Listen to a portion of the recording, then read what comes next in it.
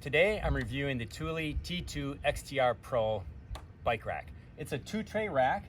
Thule is a very reputable brand. I think it's familiar to most of you who are watching today. And I'm going to take you through the paces and tell you what I like about it, how you install it, and then I'll fit it with a number on bikes so you can see what they look like and how they get on the rack. I like that this rack has wheels. It's so easy to move in and out of the garage because it weighs 52 pounds. While that's not overly heavy, I do find the wheels are nice when I'm taking it out of the garage or putting it back in for storage. And in terms of picking it up and putting it on, a couple things to pay attention to. First of all, this is a security pin that will go into your hitch receiver.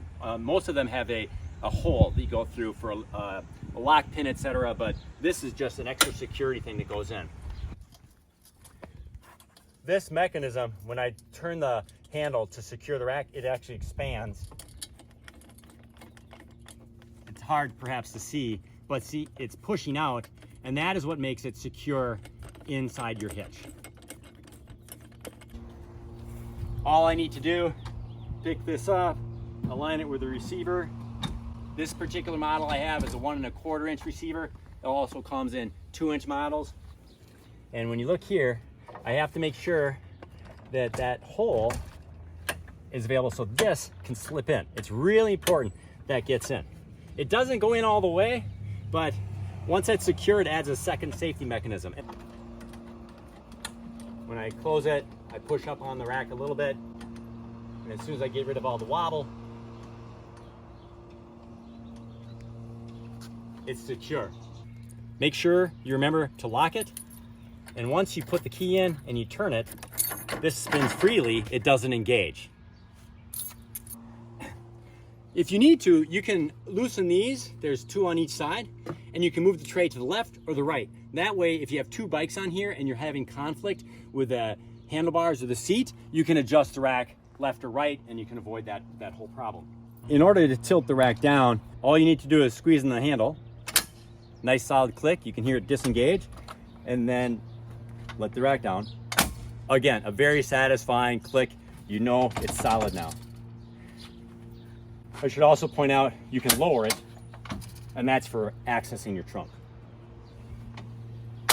Before I put the bikes on, I just want to point out a couple things. This arm is free moving. There's no ratchet system in there. It's nice and fluid, and then this arm goes up and down. There is a latch here that you can hear it clicking, and if you look over here, there are all these little ridges. That's what this is engaging in. So I open it up all the way, make sure this is unstrapped. When I drive and my bike is not in it, I do insert it so it's like this, because I just don't want this flapping around. I'm not sure it's a big deal. The first bike I'll load is my Salsa War Road. It's a carbon fiber bike. It's very light, easy to put on. Just slip it on. First thing, you take the ratcheting arm and attach it to the front wheel.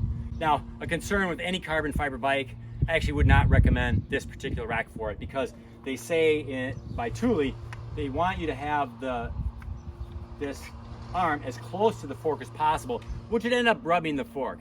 If you drive a couple 100 miles and your bike is shaking, you're gonna get to your destination, take this off, and you're gonna find that it damaged your carbon fiber frame. Definitely something to avoid. I'm doing this for demonstration purposes though, because if this was an aluminum bike, a steel bike, road bike, no problems whatsoever, no concerns. I do know some people might want to use this simply by opening this up and putting it maybe at the 10 o'clock position. In doing so, if you push this down, you can engage it so that doesn't wiggle at all. The challenge would be if you lose any air pressure on the ride, this could slip. And if that happens, and this goes like this, or worst case, it slips this way, you're gonna lose your bike. That is not something I wanna be around for or to experience. But again, with any other bike, it'd be fine. When you install the wheel latch, make sure that this cushioning pad is on top of the wheel, and then you take this piece and you thread it through the latch to engage it. Click it down until it's tight. Not gonna move. My bike is secure, ready to go. It comes with an integrated cable for security. Pull it out of the top receptor, wrap it around your frame. It has to come all the way around to the front, which I find is a little tight actually. Clip it in, and then with my key, I will lock it. And now it's secure. It's very tight, not a lot of play here. I don't know if that was by design, but I find it difficult to use. The other thing is, I would not trust this very long. This is very easy to cut with the bolt cutters. Taking off, just reverse the process. Comes out, goes back in. Let's now put on a fat tire bike.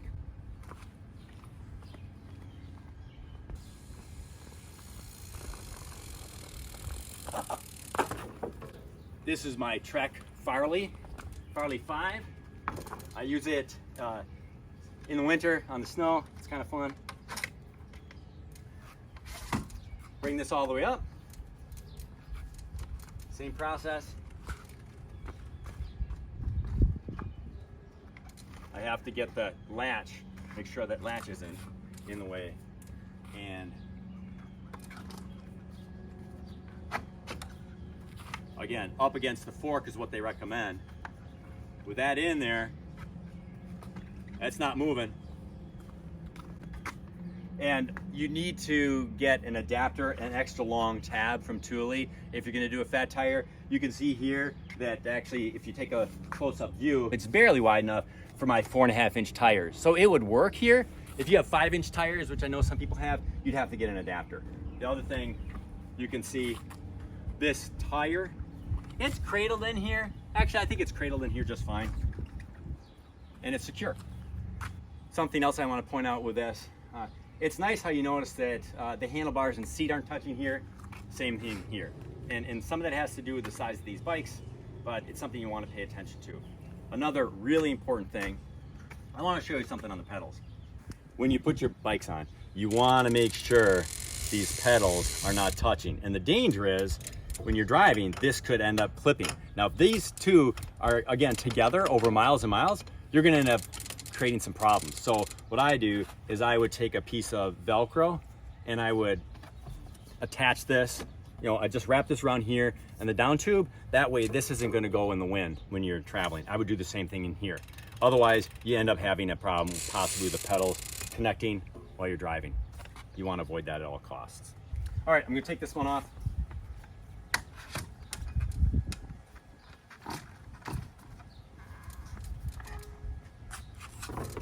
Put this guy away. To take it off, down on this tab, it's the same tab you use to tighten the back strap. You have to push it hard and then it releases. Make sure you do that before you release the front wheel, otherwise you won't be able to take your bike off. And then to take this off, you have to compress this and it comes out.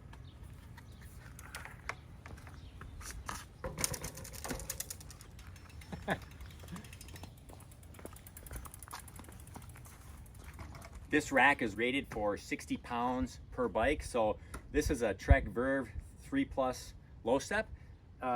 With the battery in, it's 55, maybe 58 pounds, I forget. The battery is about 8 pounds. So I always travel with my e-bikes battery removed. A couple reasons. One, it's easier to lift to get on the rack. And secondly, it's easier on your bike rack over time when you're traveling. Again, same process. Pick it up. Get that strap in the back. And now I'm ready to put the front ratchet on. One thing to notice, again, this is a bit of a concern for me personally. This bike rack by Thule, you're supposed to put the front as close to the fork as possible. And you can see if I do that, it's going to compress my fender it's gonna mess with the light.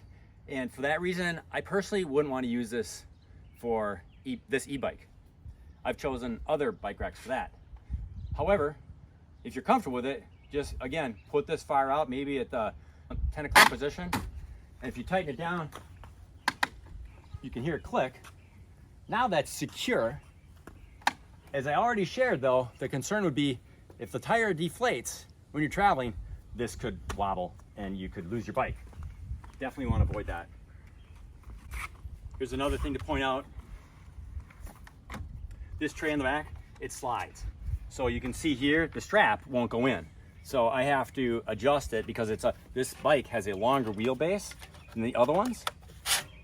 And you basically slide it along the tray. And now I can align it. Again, the padding goes there. And my bike's ready to go. With this on, again, access the trunk as possible,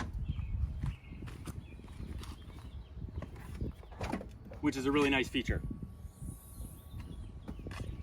So when you get your beer to have when you're done riding, it's easy to put in the trunk in your cooler, of course.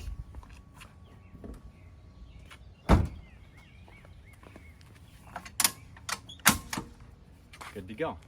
You can see this is wobbling a little bit.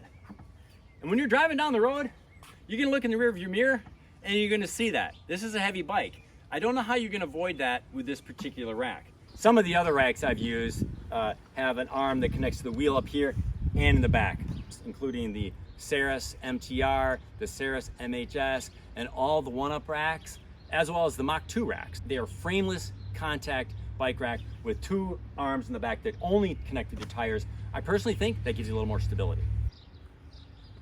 Remove it. Again, hard click. Take this out first. Click here. You can hear it click. Pull that down. And out she comes. Ready to ride away.